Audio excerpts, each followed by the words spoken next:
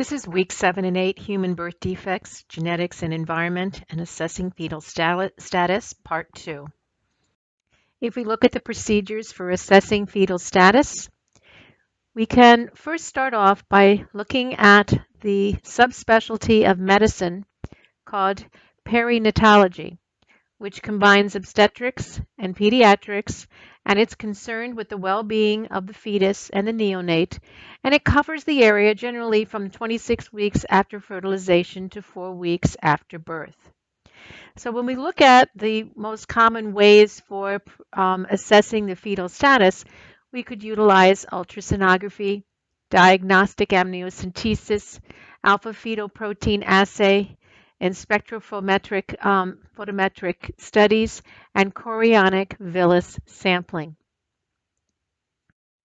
In looking at ultrasonography first, it's the primary imaging modality in the evaluation of fetuses due to several factors: the wide availability, the low cost, the quality of the images, and the lack of known adverse effects at this point in time, I have to say. So what does ultrasonography allow us to do? Well, during the embryonic and fetal periods, it allows the visualization of the chorionic sac and its contents. We can look at the placental and fetal size. We can check for multiple births. We can look at abnormalities of placental shape. We can look at abnormal presentations. We can look at fetal structural abnormalities. It allows us to do an accurate measurement of the biparietal diameter of the fetal cranium, from which we can estimate fetal age and length. And it also can be utilized for guidance when a biopsy of fetal tissues needs to be performed. Diagnostic amniocentesis is a common invasive prenatal diagnostic procedure. It is usually performed between weeks 15 and 18 gestation when there is adequate amniotic fluid. At this time, there's usually about 200 milliliters, and you need about 15 to 20 milliliters to be safely withdrawn to do the test. This is low risk. It's about 1 out of 1,600 that results in a miscarriage. And it's low risk when you use the ultrasonography guidance for outlining the position of the fetus and the placenta.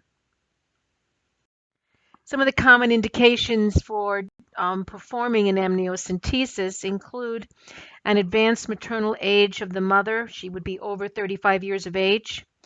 A previous child who was born who had trisomy 21. A previous birth of a child with a chromosomal disorder. A chromosome abnormality in either parent, women who were carriers of X-linked recessive disorders. There's a history of neural tube defects in the family. The parents are both carriers of inborn errors of metabolism, and positive results from prenatal screening test, and an abnormal ultrasound finding.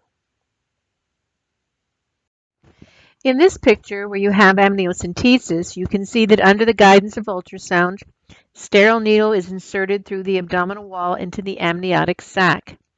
And a small amount, as mentioned before, about 15 to 20 milliliters is taken, and then the amniotic fluid is then spun down. It's centrifuged. And when it's centrifuged, we see that the amniotic fluid contains the fetal cells, which are suspended from the amniotic fluid.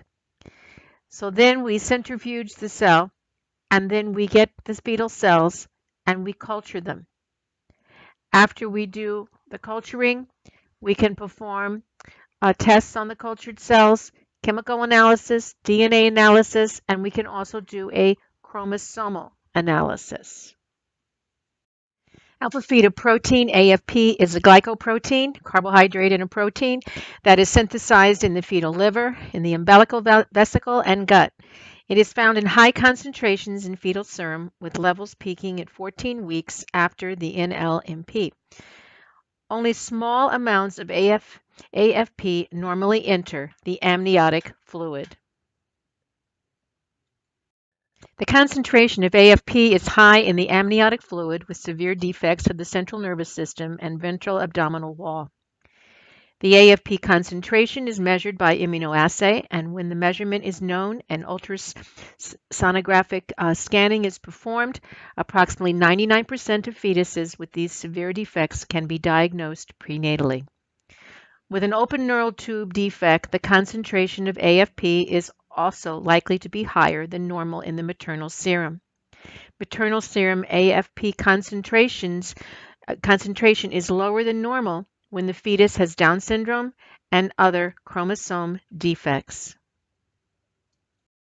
I'd like to review the RH factor and RH incompatibility for just a moment. Let's remember that the RH factor can also have medical importance for pregnancies in which the mother is Rh negative and the fetus is Rh positive. Now, this situation is going to occur when the father is Rh positive. So let's remember that ordinarily the maternal and the fetal blood supplies do not mix during pregnancy. However, as a result of blood vessel damage, some mixing may occur during a miscarriage or delivery. If the baby's red blood cells, which bear the Rh antigens, accidentally pass into the mother's bloodstream, she will produce anti-Rh antibodies.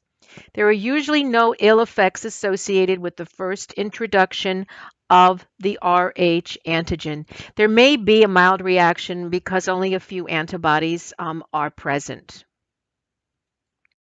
In a second Rh incompatible pregnancy, there is a large response and plentiful antibodies, and destruction of the fetal blood cells occurs, and there's a lot of damage.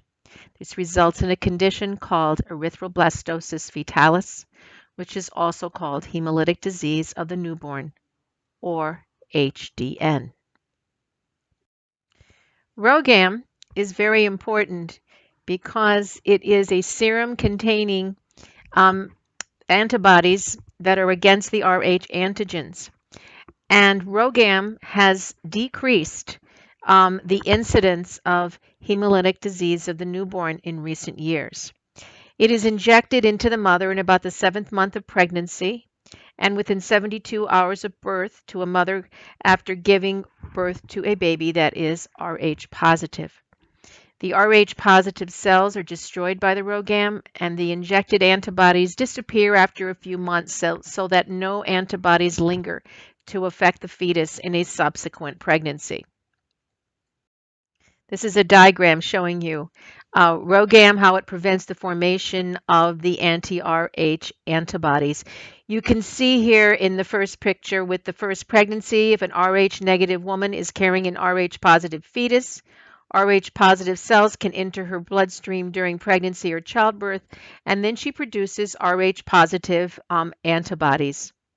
For the second pregnancy, the foreign antigens stimulate the mother's body to make antigens, and anti-Rh positive antibodies bind the antigen on the red blood cells of the baby, the fetus, and the fetus's red blood cells are destroyed, which is why it's called erythroblastosis fetalis. Amniotic fluid examination by spectrophotometric studies may be used to assess the degree of HDN in a fetus. The concentration of bilirubin and other related pigments is correlated with the degree of hemolytic disease, as the red blood cells are being broken down in this disorder. Looking at chorionic villus sampling, CVS, this is where the biopsies of chorionic villi are used for detecting chromosomal abnormalities, inborn errors of metabolism, and X-linked disorders. CVS can be performed at about 10 to 12 weeks of gestation, so it is done before amniocentesis is performed. And therefore, a diagnosis can be made weeks earlier than would be possible with the amniocentesis. The rate of fetal loss is about 0.5% to 1%, which is slightly higher than amniocentesis. There are conflicting reports of increased risk of limb defects that have resulted from using CVS as a method of prenatal diagnosis. In looking at cell cultures and chromosomal analysis, fetal sex and chromosomal aberrations can be determined by studying the chromosomes in cultured fetal cells obtained during amniocentesis. If assisted reproductive technologies, ART, are used for conception, fetal cells can be obtained by performing a biopsy of the maturing blastocyst. Microdeletions and microduplications, subtelometric rearrangements, can now be detected with fluorescence in situ FISH hybridization technology. Inborn errors of metabolism can be detected by measuring the specific enzyme deficiency in the cells. When you want to interpret chromosome mosaicism, the phenotype that's associated with any type of mosaic is variable dependent upon the proportions of normal versus abnormal cells. Is it 80% that it is, say, Down syndrome and 20% normal, or vice versa, 20% Downs, 80% normal? In general, the abnormalities in a mosaic are consistent with that seen in a non-mosaic trisomy or partial trisomy. During the mouth segregation that takes place to have a mosaic, a dichotomy may occur between the constitution of the fetus and the placental tissue. This could result in confined placental mosaicism, CPM, or confined fetal mosaicism, CFM. Confined fetal mosaicism may cause placental insufficiency, and it may be associated with intrauterine growth restriction, IUGR, fetal death, or other pregnancy complications. A diagnosis of true mosaicism should only be made when two cell populations with different karyotypes are found in at least two independent cultures. Fetuses with hemolytic disease of the newborn, HDN, can be treated by intrauterine blood transfusions. Blood is injected through a needle inserted into the fetal peritoneal cavity. Today, with percutaneous umbilical cord blood sampling, blood and packed red blood cells can be transfused directly into the umbilical vein for the treatment of fetal anemia due to the HDN.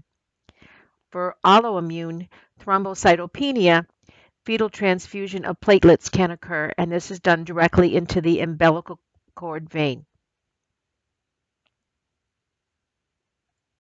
And looking at fetoscopy, fiber optic instruments are used for this procedure to observe external parts of the fetal body. These instruments are introduced through the mother's abdominal and uterine walls into the amniotic cavity. This takes place at about 17 to 20 weeks gestation. With the new transabdominal thin gauge embryo fetoscopy, it's possible to detect certain defects in the first trimester. This procedure has a higher risk and has few indications for routine prenatal diagnosis or treatment of the fetus.